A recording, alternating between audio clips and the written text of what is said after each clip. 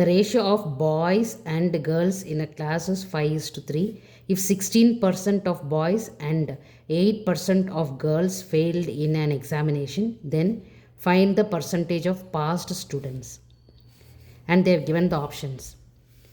The ratio of boys and girls, that is 5:3 is the ratio of boys and girls. So 5 is boys, is to 3 is girls. Okay, the ratio. Now, in the second portion, if 16% of boys, 16% of boys, okay, so 16% of boys and 8% of girls, what had happened for them? They have failed the examination,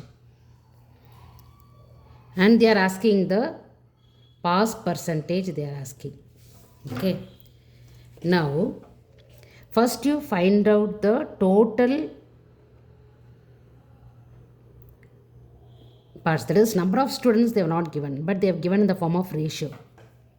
Okay, so here 5 plus 3 is 8. Okay, so 5 out of 8. 8 is nothing but our total number of students. How I have made this 8? 5 plus 3. Okay, is 8. So 5 out of 8 of 16%. 16 students out of 100.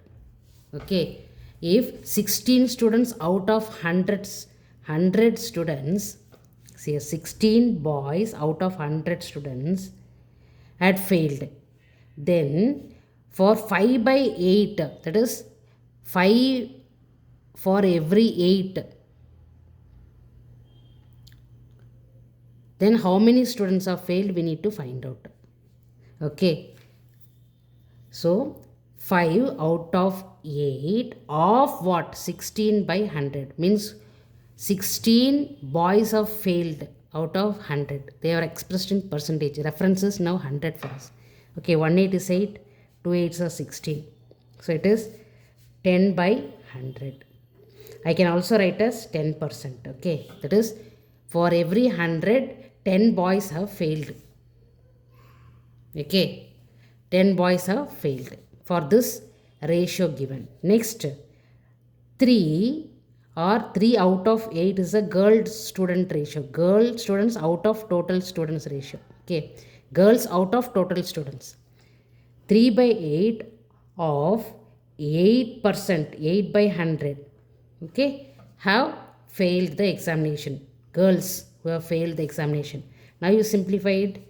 This is 3 by 100. I can also write as 3%. Okay, now totally how much percentage of students have failed? Total 10% of boys plus 3% of girls, that is 13% of the students have failed. So 13% of the students have failed. But what they have asked? They have asked the passed students percentage. Okay, so 100 minus 13 will be how much? So here it is 7. This is 9. 9 minus 1 is 8. So 87 by 100 have passed, or I can also write as 87% of the students have passed. Okay, this includes boys and girls. Okay, but one thing is, for every 8 students, 5 students is boy, and for every 8 students, 3 students are girls. Okay, in that ratio only we have derived this. So which is the option here? It is first option A. They have asked this for tnpsc